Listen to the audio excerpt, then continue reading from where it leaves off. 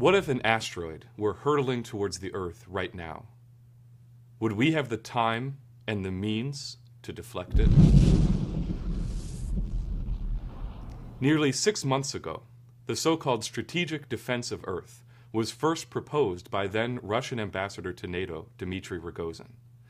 A cooperative program between Russia and the United States to shift humanity's attention away from the artificially imposed conflicts between nations that have been used to foment an environment of potentially catastrophic world war, and instead to focus mankind's attention on the common threats to all nations, threats coming from outer space. The original coverage in the Russian press described the idea as follows. In a move to overcome the Russia-US deadlock over missile defense, Moscow has reportedly come up with a new initiative, a global system to guard against missiles, as well as asteroids and other threats from space. The system would be targeted against possible threats to Earth coming from space, including asteroids, comet fragments, and other alien bodies. The system should be capable of both monitoring space and destroying any dangerous objects as they approach our planet. The idea has been nicknamed Strategic Defense of Earth as an allusion to the Strategic Defense Initiative. This Defense of Earth concept has received renewed attention over the recent weeks from individuals close to President-elect Putin, whose official inauguration as the next president of Russia is scheduled for this coming Sunday. This past week, Rossiyskaya Gazeta published a report on a conference that occurred in Moscow on April 26th, titled Russia's National Interests in the Context of Global Security, sponsored by the Russian Security Council to mark the 20th anniversary of the founding of that institution. During the proceedings, both Vitaly Davidov, the deputy head of Roscosmos, and Nikolai Patrushev, the current secretary of the Security Council and former director of the FSB, emphasized that the concept of global security must now include the strategic defense of Earth against dangerous comets and asteroids. Davidov called for a special federal program to be coordinated by the Russian Academy of Sciences to deploy research missions to potentially dangerous asteroids and comets for the purpose of more precisely determining their trajectories and possibly intervening to change them. He reviewed various methods now being researched for affecting the orbit of asteroids, including lasers, ion pulses, electron pulses, and gravity tractors, stating that various means of acting on potentially dangerous space objects should be developed and perfected in space, both those using powerful one-time actions and those employing weak influence over longer periods of time. Patrushev, who keynoted the conference, announced that the Russian Security Council would be hosting an upcoming global security conference in St. Petersburg on June 6th through 8th of this year, to be attended by over 50 countries, including the United States and China. 2 such global security conferences have occurred previously, in Sochi and Yekaterinburg in recent years. On their agendas had been issues such as international terrorism and food security. This one will include a new topic of concern, asteroid defense.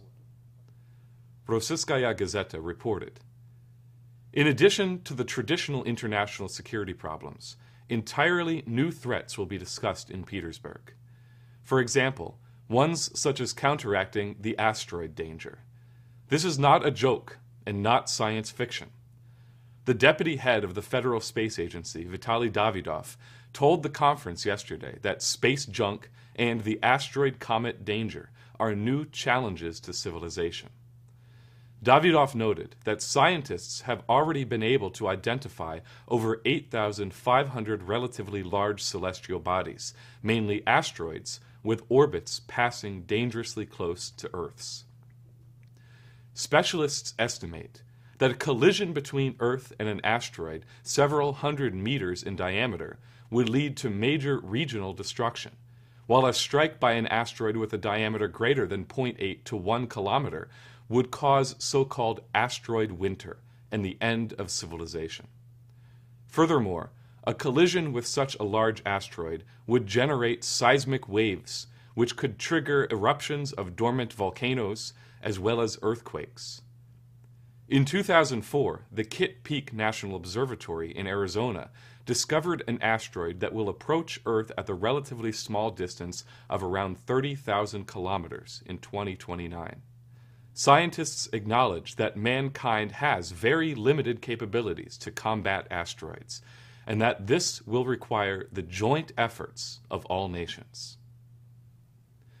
It should be seen as no coincidence that this increased attention to the defense of Earth idea among official circles in government in Russia coincides with major coverage of the ideas and personality of Lyndon LaRouche, the original author of the SDI, the model for what the Russians have now dubbed the SDE. On April 13th, the prominent Russian online publication, TerraAmerica.ru, featured an interview with Lyndon LaRouche titled The Defense of Earth. The interview, conducted to mark the anniversary of Yuri Gagarin's first flight into space, was merely the first in an ongoing series of articles about LaRouche and his ideas that are appearing on Terra America's website and have been circulating widely through the Russian-speaking world. LaRouche began the interview by emphasizing the urgency of Russian-American collaboration on planetary defense. I would choose to point to the pregnant implications of Russia's own Defense of Earth, SDE, policy. The mere defense of Earth against probably increasing likelihoods of threats from within the planetary system itself is the more obvious consideration. This itself makes necessary future access to manned basing capabilities not yet within the range of such as the Mars orbit, but presents the foreseeable achievement of thermonuclear fusion-driven transport from Moon to Mars orbit or return, achieved within approximately 1 Einstein week of lapsed time, an achievement which should be made feasible within a generation. To understand the emphasis that LaRouche puts on fusion propulsion systems to reach Mars orbit for asteroid defense, imagine an asteroid were detected and determined to be on a collision course with Earth. Attempting to intercept it once it had almost reached Earth orbit and deflect it at the proverbial last minute would require impossible amounts of thrust and power to change its trajectory by the needed 30 to 50 degrees. However, if man were able to travel to the vicinity of Mars orbit within a very short interval of time, say a week, currently impossible with chemical propulsion systems, the effort necessary to change the trajectory of the comet or asteroid by merely a fraction of a degree would be far less and much more feasible. This capability, as LaRouche emphasizes later in the interview, goes far beyond merely setting up an isolated outpost on a distant planet. The defense of Earth implies a top-down system of management by man of increasing portions of the inner solar system and beyond. To speak of a notion of the colonization of Mars falls far short of the reality which we must accustom ourselves to foresee. We must approach the process of what some might consider colonization of Mars by taking into account the challenge assumed by Russia's SDE project. The development of systems of management within the solar system, which we require as preparations for human habitations and related activities, cannot be competently confined to the localities of a planet or solar system. We must begin to clear our minds by taking into account the implications of a thermonuclear fusion-impelled craft reaching Mars from our moon within a duration of a week between launch and arrival at destination. That will not be the limit of the needed instrumentation of the solar system. We must instrument more and more features of the solar system to the effect that primitive beliefs in a fixed order of space and of time no longer exist for those in times to come, even within our presently advancing century. We should aim to have entered the early phase of man-Mars developments within the range of leading developments to be accomplished within the coming quarter century.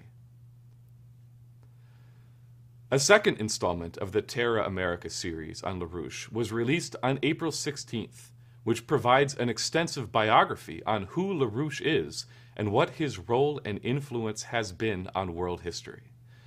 In a section titled The Father of Star Wars, the authors detail the story behind LaRouche's unique role in developing and promoting the concept of the SDI, going all the way back to the 1970s, when colleagues of LaRouche within the Fusion Energy Foundation first became aware of the directed energy missile defense programs being developed by the scientific community in Russia, and continuing by relating how LaRouche himself was asked by the Reagan White House to operate as the back channel to the Soviet leadership, to negotiate the cooperative partnership around strategic defense, not as some new phase in the arms race, but as a vehicle by which to change the strategic paradigm of the entire planet, initiating an entirely new age of science-driven economic development and taking the threat of thermonuclear warfare permanently off the agenda.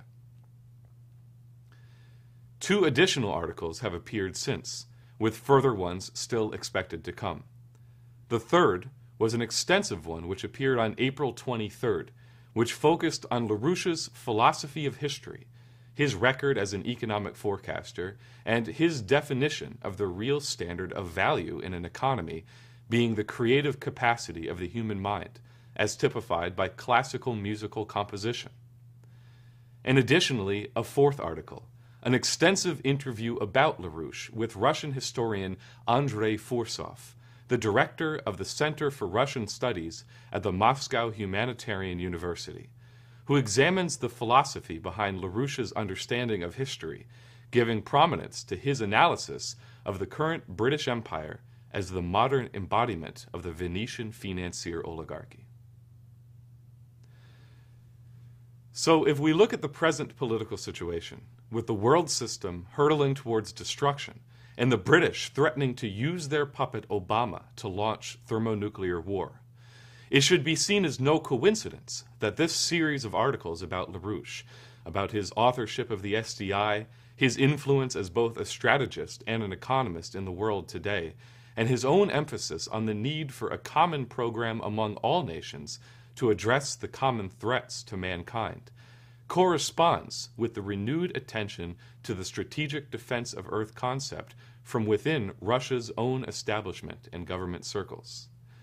As Russia enters a new period of its history, following the inauguration of Putin this weekend, it will only be by opening an entirely new chapter of world history with a return to the original principle of strategic defense as LaRouche defined it nearly 3 decades ago, the defense of the entirety of mankind against the threats that face our species with an eye towards space. Will Russia, the United States, China, or any country find the pathway out of the current crisis of civilization and towards a program for the survival and progress of the entirety of the human race?